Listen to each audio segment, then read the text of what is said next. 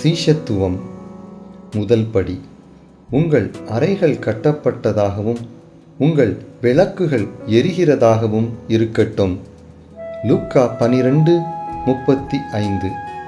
தேவையற்ற மனப்பாரங்கள், அழுத்தங்கள், தனிப்பட்ட விருப்பங்கள், தேவையற்ற உறவுகள் இவற்றை தூக்கி எறிய முனைவதே சீஷத்துவத்தின் முதல் படி.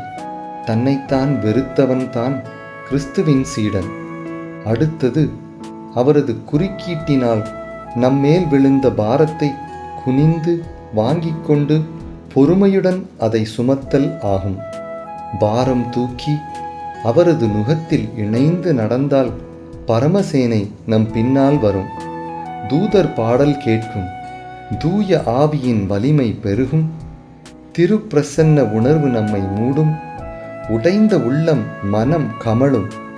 மனதின் காயங்கள் இயேசுவின் தழும்புகளுடன் இணைந்து சுகந்த வாசனை வீசும். பரலோகம் அதை முகரும். ஜெபம். சீஷத்துவத்திற்கு நான் கொடுக்கும் விலை கிரயம் மிக அதிகம்தான். ஆனால் அதன் பலன்கள் நாம் தந்த கிரயத்தை காட்டிலும் மிக அதிகம். அதை காணும் கண்களை தாரும் ஐயா. ஆமேன்.